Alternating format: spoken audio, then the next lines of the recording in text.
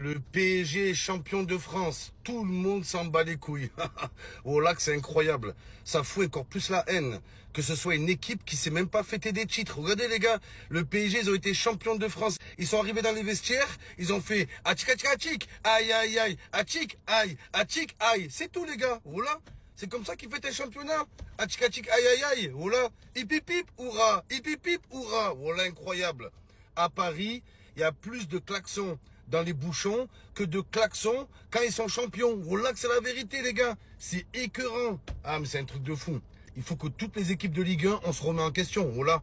Je crois on doit même unir nos forces pour tabasser le PSG. On doit trouver un truc. C'est pas possible. À ce niveau-là, à ce rythme-là, les gars, le PSG, ils vont aller jouer dans un autre championnat. Je vous le dis, les gars. Ils vont aller jouer en Liga, ils vont aller jouer en Première Ligue. Parce que ça a abusé. Voilà que ça a abusé au bout d'un moment. Après, il faut le dire, hein. Tous les points d'avance qu'a le PSG sur l'OM, c'est tous les matchs où on s'est fait baiser. Il faut dire la vérité. Ah, merci à qui? Merci l'arbitre. Merci l'arbitre, les Parisiens, remerciez-le. Oh là, bande de chiens. Oh, ils sont déjà champions, les gars. Au final, les gars, les supporters du PSG, on a été très chanceux avec Kylian Mbappé.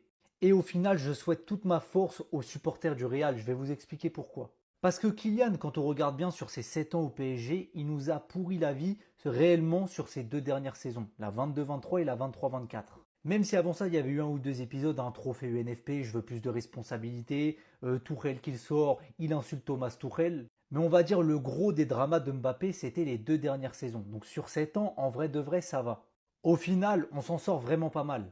Alors qu'au Real Madrid, les gars, ce n'est que le début. Ça fait déjà 2 saisons qu'il est au Real, ça fait 2 saisons que c'est catastrophique. 2 saisons blanches, un Kylian Mbappé qui joue quand il veut, qui simule des blessures, les joueurs qui étaient adulés d'antan au Real, les Vinicius, les Bellingham qui étaient extrêmement forts, qui du jour au lendemain sont détestés par les supporters et ils sont devenus nuls comme par hasard. Un vestiaire évidemment qui se divise en plusieurs clans, un Kylian Mbappé qui fait des stories problématiques comme il en a fait au PSG avec son fameux à la Madrid quand il y avait 2-0 pour le Barça. Mais là où c'est chaud pour le Real, pour les supporters et vraiment force à vous, c'est que le début.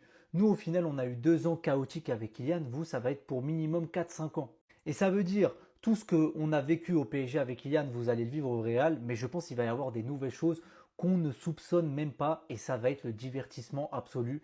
Les supporters du Real, force à vous vraiment. Sa deuxième partie de saison, elle est très convaincante et c'est de très bon augure pour la saison 2. Parce qu'on vous connaît certains dans la commune parisienne, quand vous avez quelqu'un dans votre cible, vous ne le lâchez pas même quand il fait des bonnes performances. Et c'est le cas de Zabarni. Parce que ce soir, il a été très bon, mais sa deuxième partie de saison, il fait que progresser. Tout n'est pas parfait, mais on sent une progression et on est très loin du Zabarni de la première partie de saison qui faisait énormément d'erreurs. Là, on sent un Zabarni beaucoup plus serein et beaucoup plus solide. Et encore une fois, je le dis, j'ai très hâte de voir ce que ça va donner la saison 2 de Zabarni. Moi, j'ai totalement confiance et je le dis depuis le début, Zabarni sera une réussite au PSG et vous verrez la saison prochaine déjà. On sent une montée en puissance, on sent que, évidemment, il y a des choses à améliorer, mais il est beaucoup plus serein dans ses duels défensifs, il fait très peu d'erreurs, il a une bonne relance, il a une bonne qualité d'anticipation. Moi, j'apprécie ce qu'il propose. Et en plus, ce soir, il était avec Beraldo en défense centrale, parce que voilà, il n'était pas avec Pacho ou un Marquinhos, un mec confirmé, il était avec Beraldo qui en défense centrale, on sait habituellement, c'est pas parfait. Zabarni a rendu une copie quasiment parfaite. Moi, j'ai vraiment apprécié son match et la montée en puissance, on la voit clairement. Donc, les gens qui ont toujours en bouc émissaire Zabarni, vous êtes périmés en 2026. En tout cas, au mois de mai 2026, ça marche plus. Voilà la différence entre le Barça et le PSG, les gars. Vous voyez ce match? Il a vraiment mis le doigt sur le problème du Barça. Il a vraiment mis le doigt sur la plus grosse différence entre le Barça et le PSG. Il a vraiment mis le doigt sur ce qui fait qu'aujourd'hui le Barça, à l'heure où on parle, à l'heure actuelle, est pas encore prêt pour prendre une Ligue des Champions. C'est ça le problème, les gars. Alors, on va me dire justement, le Barça a joué avec l'équipe B. Le Barça a fait tourner. Mais justement, les gars, c'est vraiment ça le problème, les gars. Quand on voit le PSG, justement, en début de saison, ils font tourner, ou en tout cas, ils ont beaucoup de joueurs qui sont absents, beaucoup de blessés, etc. Ils sont obligés de jouer avec leur équipe B. Ils arrivent à nous taper chez nous à domicile, les gars. Alors que là, le Barça fait tourner. On est incapable, non seulement de gagner, non seulement d'arracher un point, non seulement de marquer, mais en plus là, juste de cadrer un tir contre Alaves. C'est là où c'est une dinguerie, les gars. C'est là où c'est une dinguerie. Je suis désolé, aujourd'hui, ça montre à quel point le Barça a énormément besoin de travail, a énormément besoin voilà, de travailler sur ce mercato, en fait, tout simplement.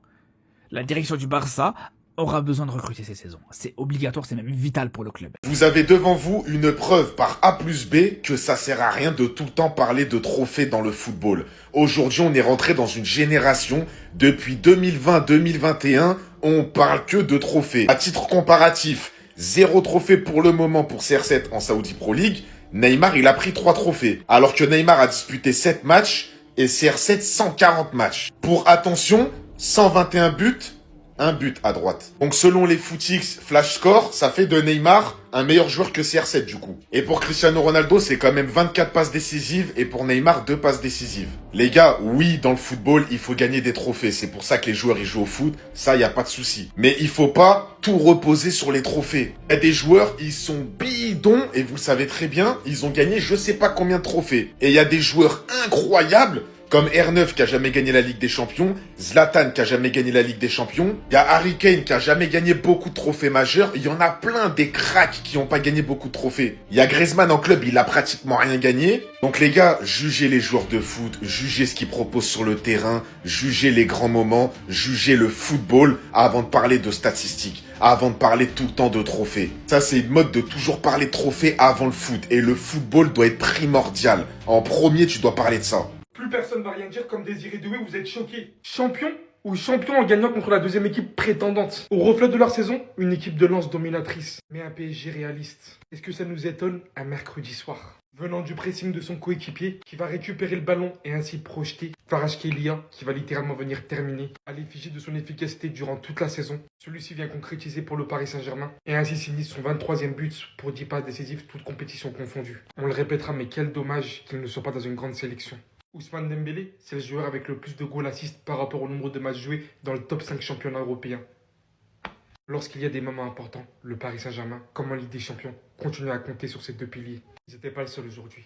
Safonov, et que dire des plus quand je disais qu'il est actuellement l'un des meilleurs gardiens du monde. Ce genre d'arrêt décisif qu'il te sort à une seule main contre, je répète, l'équipe, la deuxième équipe prétendante au championnat, dans des moments aussi décisifs que ça, importants. Je pense qu'il y a tellement plus de débat avec Chevalier, on le sait depuis un moment, mais là c'est tellement clair et net. Et pour finir, bien évidemment, le but symbolique de Mbaye qui prend le ballon à l'extrémité de la surface et envoie ce pétard pour une transversale. But. Le Paris Saint-Germain est officiellement champion. Et que dire, mis à part que c'est totalement mérité en continuité du massacre de saison en saison, tout simplement. Ce type, c'est vraiment un fumier, les gars. Rendez-vous compte, il est arrivé au PSG, il y a 2 ans maintenant, il a dit « je viens pas pour être numéro 2 ». Et le temps lui donne raison, les gars. Aujourd'hui, il est gardien numéro 1 et de manière stable et tranquille. Mais c'est pas parce qu'il n'y a pas de concurrence, c'est parce qu'il est très bon. Il monte en puissance petit à petit, Matvei Safonov. Et je suis sûr qu'on n'a pas encore vu la plénitude de son talent. En fait, je pense que dimanche soir, le fait qu'on ait parlé de Renato Marine et qu'on ait commencé à dire « ouais, Renato Marine, la saison prochaine, attention », Safonov, ça l'a fâché. Parce que ce soir, il a sorti une masterclass, les gars. Et franchement, Matvei Safonov, je commence à vraiment apprécier.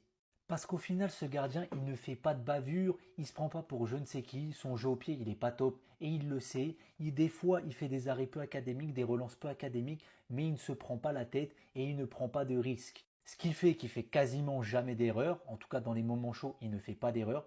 Et même plusieurs fois, il nous sauve, que ce soit à Anfield, que ce soit à Stamford Bridge où il a été très bon. Ce soir face à Lens, très gros match encore une fois. Et moi, j'apprécie ce gardien parce que c'est pas un gardien moderne, c'est un gardien à l'ancienne. Son jeu au pied, il est pas ouf. Il fait des relances à la main qui sont très bonnes d'ailleurs.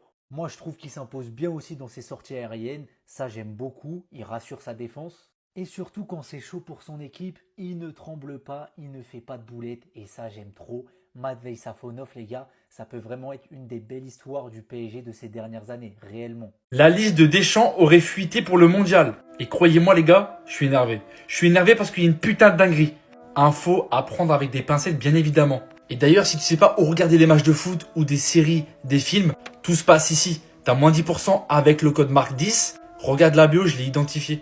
Donc voici les 26 joueurs que Didier Deschamps aurait pris pour le mondial. Ocage, Maignan, Rissier, Samba. Bon, il y avait des rumeurs comme quoi Lloris serait revenu, mais apparemment non. Défense, Lucadine, Gusto, Hernandez, Konaté, Koundé, Saliba, Upamecano. Bon là, je pense que ça va pas bouger, je pense qu'il n'y a pas de dinguerie. Par contre, Kamavinga, Kanté, Koné, Rabiot, Tchouaméni, Zeremri. Mais où est Tolisso? C'est du foutage de gueule. C'est le milieu français le plus décisif en Europe, les gars. Il a été bon du début jusqu'à la fin avec l'Olympique Lyonnais. Comment tu ne l'appelles pas? Mais attendez, c'est pas fini. Les attaquants Akliouche, Barcola, Cherki, Dembélé, Doué, Mbappé, Olysée, Thuram et Randal Kolo Muani. Donc t'appelles un mec qui a mis 5 buts dans l'année avec Tottenham qui pue la merde, un mec qui loupe le face-à-face contre l'Argentine en finale de Coupe du Monde, un mec qui est traumatisé parce qu'il pue la merde. On aurait pu se passer d'un attaquant et mettre Corentin Tolisso dans la liste. Je suis désolé. Dites-moi ce que vous pensez de la liste dans les commentaires. Mais honnêtement, je la trouve très bien. Sauf que Randal Kolo Muani et ne pas prendre Tolisso, pour moi, c'est très grave.